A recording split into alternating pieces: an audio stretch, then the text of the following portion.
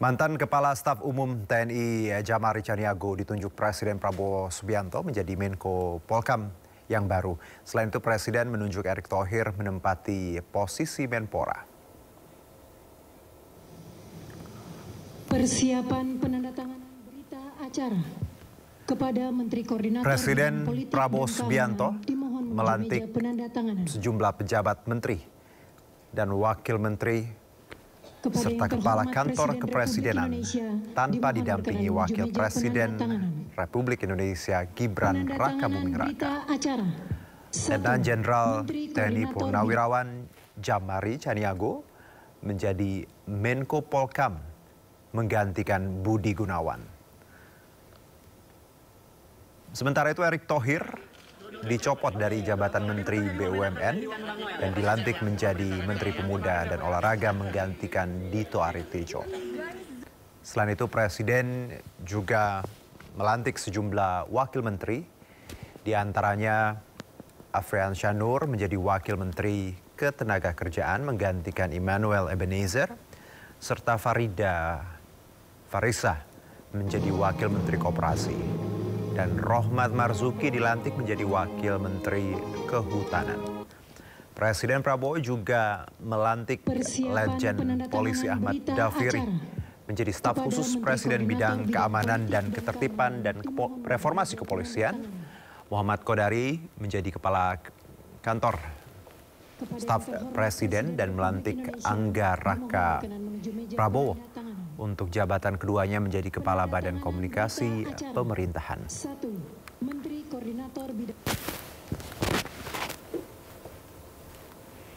Dan berikut ini daftar 11 menteri dan pejabat tinggi negara yang dilantik hari ini.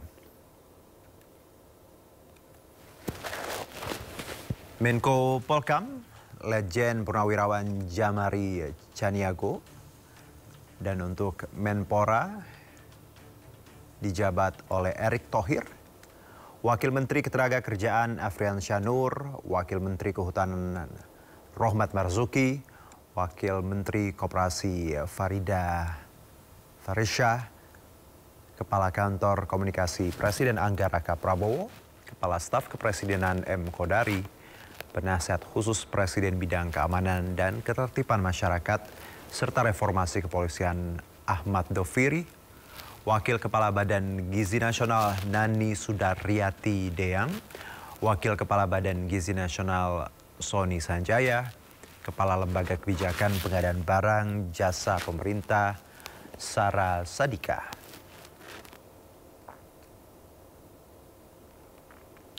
Menko Bidang Politik dan Keamanan, yakni Letjen Purnawirawan Jamari Caniago, sebelumnya menjabat sebagai Kepala Staf Umum TNI 2000 hingga 2004 dan Pangkostrat dari 98 hingga 99. Umur untuk kepentingan bangsa dan negara. Pak, melihat kemarin berapa umur saya, siapa yang tahu? 77 tahun. Ya, sebentar lagi 77 tahun. Gunakan sisa umur itu untuk tetap mengabdi kepada bangsa dan negara. Nggak ada istilah-istilahan. Tantangan terbesar yang sekarang apa, Pak? Kenapa? Kenapa? Pesannya itu tadi. Ayo kita sama-sama baiki, walaupun saya tahu kita sudah berusia sekian, sisa umur itu kita manfaatkan sebaik-baiknya untuk kepentingan bangsa dan negara. Itu yang disampaikan kepada saya. Pak, tapi melihat beberapa kali ada kerusuhan gitu, Bapak melihat ini seperti apa, Pak, agar tetap aman? Ya itu nantilah, saya kan belum ke kantor. Tapi ada tantangan nggak sih Pak melihat kondisi yang sekarang, Pak? Yang harus jadi prioritas, Pak, sekarang? Makanya saya kan belum ke kantor. Nanti di kantor saya kan dapat laporan. Baru saya nanti melihat. Dengan Pak Syafri, Pak? Dengan Pak Syafri itu kooperasi dengan Pak Syafri ya komunikasi sebagai kawan banyak. Kalau sebagai Menko pasca demo ricu jadi concern juga Pak. Kenapa? Penanganan pasca demo ricu kemarin itu juga jadi concern untuk Bapak atau penugasan dari Pak Prabowo? Sementara beliau mengatakan seperti itu, nanti tinggal saya menjabarkannya setelah saya mendapatkan informasi yang lengkap dari kantor Menko Polkam. Koordinasi politik. Berarti ini langsung sertijab ya Pak? Saya nanti ke sana. Hari ini ya Pak? Langsung. Iya, langsung sana. Bukan sertijab lah, beliau kan. Ya pemirsa, kemudian Menpora yang baru dilantik, yaitu Erick Thohir, saat ini menjabat sebagai Menteri BUMN dan Ketua Umum PSSI. Erick Thohir menjabat sebagai Menteri BUMN sejak 2019. Di telepon Setkap untuk hadir hari ini seperti itu. Pak, menjabat sebagai Menpora sama PSSI ini sebenarnya gimana sih Pak? Nanti kan itu ada prosesnya di FIFA. Ya, FIFA sebagai badan olahraga tertinggi di dunia, nanti mereka yang akan menentukan. Jadi akan mundur dari PSSI Pak? Ada ikut campur pemerintah. Kenapa? Tidak ada aturan untuk tidak Ya ada itu ikut campur dari pemerintah. FIFA yang atur nanti semuanya. Tapi akan mundur dari ketum PSSI Pak? FIFA saya nggak tahu, nanti biar FIFA yang bersurat. Tapi kalau dari Pak Eriknya sendiri ada etikat untuk mundur dari... Semua aturan dari FIFA. Pak Erick, untuk kelanjutan Kementerian BUMN gimana Pak setelah ini Pak? Kalau BUMN sendiri sudah pastikan nanti ada PLT-nya, nanti tunggu keputusan Presiden Pak Mensesnek nanti Di gitu. bawah Danantara apa gimana Pak? Saya nggak tahu nanti. Tapi Kementerian BUMN masih ada di Bapak di Saya nggak tahu. Saya nggak tahu. Dilebur Pak ya? Saya nggak tahu. Dilebur ke Danantara Pak? Saya tidak tahu. Pak, sebagai Menpora fokusnya gimana Pak? Ada SEA Games sama MotoGP terdekat. Ya, jadi nomor satu yang pasti saya mendapat penugasan oleh Bapak Presiden. Ya, tentu saya sebagai profesional dan tentu sebagai pembantu Presiden saya tegak lurus. Di mana ini kadang-kadang orang lupa antara olahraga dan pemuda, padahal Menteri Pemuda dan Olahraga. Artinya kalau kita bicara pemuda itu ada 131 juta pemuda yang ke depan ini merupakan basis dari bangsa kita itu sendiri. Artinya pemuda ini ke depan harus kita bangun ya secara kapabilitas untuk bisa bersaing secara global ya, dan cinta tanah air, dan harus menjadi bagian untuk membangun bangsa kita ke depan. Itu yang pemuda. Untuk olahraga sendiri tentu nomor satu, olahraga harus menjadi alat pemersatu bangsa.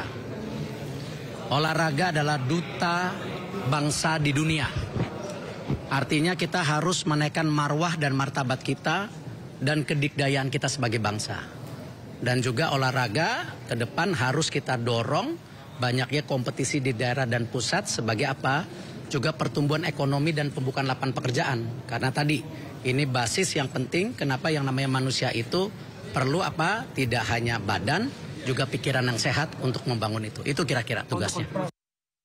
Ya, selanjutnya pemirsa kita bergeser ke Wakil Menteri Ketenagakerjaan, ada Afrian Shanur, yang sebelumnya ia menjabat sebagai Wamenaker Kabinet Indonesia Maju pada 2019 hingga 2024 dan Sekjen Partai Bulan Bintang pada 2019 hingga 2024. Dari Wamenaker kita melanjutkan ke Wakil Menteri Kehutanan Rohmat Marzuki, jabatan sebelumnya Bendahara DPD Gerindra Jawa Tengah dan Ketua Fraksi Gerindra DPRD Jawa Tengah. Masih dari barisan Wakil Menteri pemirsa, selanjutnya Wakil Menteri Koperasi ada Farida Farisha, Sekretaris DPP PKB, Ketua DPP KNPI 2018-2021 dan juga Ketua Umum PPIP PNU 2012 hingga 2025. Selanjutnya kita ke Kepala Badan Komunikasi Pemerintah Anggaraka Prabowo yang merupakan Wamen Komdiji dari 2024 hingga sekarang dan Komisaris Utama PT Telkom Indonesia.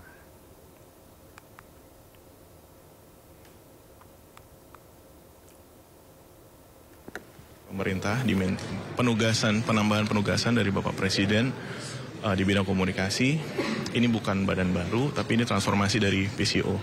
Kita diminta perkuat fungsi koordinasi, fungsi eksekusi, komunikasi di pemerintah antar KL. Dan ini juga inline dengan posisi saya di Wamenkomdigi. Jadi ini kita perkuat komunikasi agar semua program-program Bapak Presiden tersampaikan, program pemerintah tersampaikan dengan baik kepada publik, dan kita juga sebagai jembatan gitu, suara-suara publik yang ada di media kita juga bisa mendengarkan, dan yang terpenting adalah bagaimana semua yang menjadi kebijakan atau yang menjadi arahan Bapak Presiden, program-program unggulan beliau itu bisa dikoordinasikan, diselaraskan, disinkronisasikan di antara kementerian lembaga juga bersama dengan teman-teman media semua. Sementara itu pemirsa, Muhammad Kodari resmi dilantik Presiden Prabowo sebagai Kepala Kantor Staf Kepresidenan. Kodari diangkat Presiden Prabowo menjadi Kepala Kantor Staf Kepresidenan menggantikan Anto Mukti Putranto. Kodari nampak berdiri bersandingan dengan Erick Thohir, mengenakan jas hitam saat diangkat menjadi Kepala KSP di Istana Kepresidenan hari ini. Nampak keduanya sedang berbincang, pemirsa. Dan bicara keputusan ini, sesuai dengan Kepres RI nomor 20 tahun 2025 tentang pemberhentian dan pengangkatan Menteri dan Wakil Menteri Negara Kabinet Merah Putih 2024-2029 pada hari ini 17 September 2025. Melihat bahwa begitu banyak hal yang dilakukan oleh pemerintah itu harus disosialisasikan. Jadi walaupun ya sudah berdiri kantor komunikasi pemerintah ya, kan kemarin kantor komunikasi presiden kan, sekarang kantor komunikasi pemerintah. Tapi ke depan insya Allah KSP bukan hanya orientasi ke dalam tapi juga ke depan. Sehingga teman-teman nanti juga akan lebih banyak narasumber, lebih banyak informasi.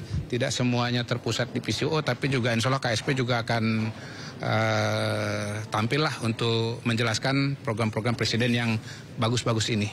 Gitu. Komunikasi sama badan baru PCO.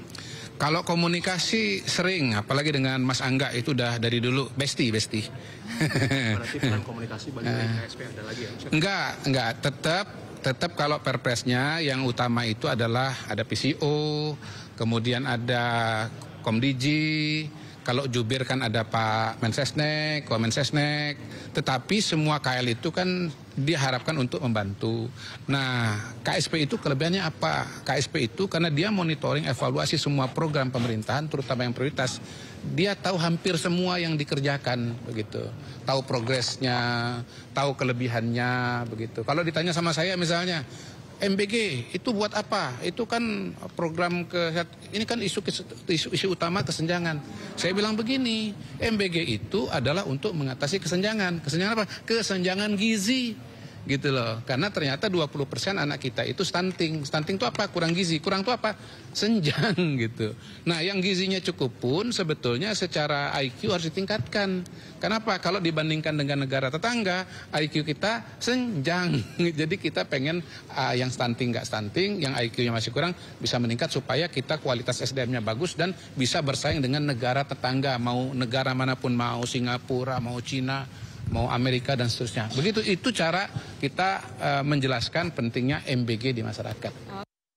Presiden Prabowo Subianto juga memberikan kenaikan pangkat istimewa kepada Menko Polhukam yang baru dan juga penasihat Presiden Bidang Keamanan dan Reformasi Polri Ahmad Doviri. Kenaikan pangkat, jadi pada hari ini Bapak Presiden memberikan kenaikan pangkat istimewa Jenderal Kehormatan penuh kepada Bapak Jenderal Jamari Saniago dan Jenderal Polisi Ahmad Doviri. Alasannya Pak? Alasannya Mas kenaikan pangkat? Ya tentunya kan ada banyak pertimbangan ya, banyak penilaian.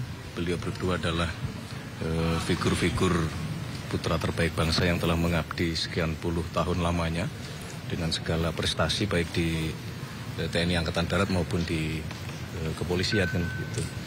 Nah, penilaian itu kalau Bapak Presiden dari banyak sumber ya termasuk dari institusi yang bersangkutan, kemudian juga dari atasan, beliau kan juga mengenal atasan-atasan dari beliau berdua, kemudian dari bawahan, banyak penilaiannya dan kemudian Bapak Presiden merasa kemudian mengambil keputusan untuk memberikan penghormatan baik kepada individu maupun tentunya akan mewakili institusi. Kementerian BUMN untuk Mas Angga ada komisaris Mas. Apakah itu juga akan diminta dicopot Mas? Gimana? Jabatan komisarisnya Mas Angga Jabatan beliau di komisaris. Nah, nanti akan kita lihat sejauh mana secara tentu pertama masalah peraturan ya. Itu yang pertama. Yang kedua, sebagaimana juga sudah pernah kami sampaikan bahwa saudara-saudara kita yang menjabat di komisaris itu bagian dari penugasan-penugasan sesuai dengan tugas dan fungsi.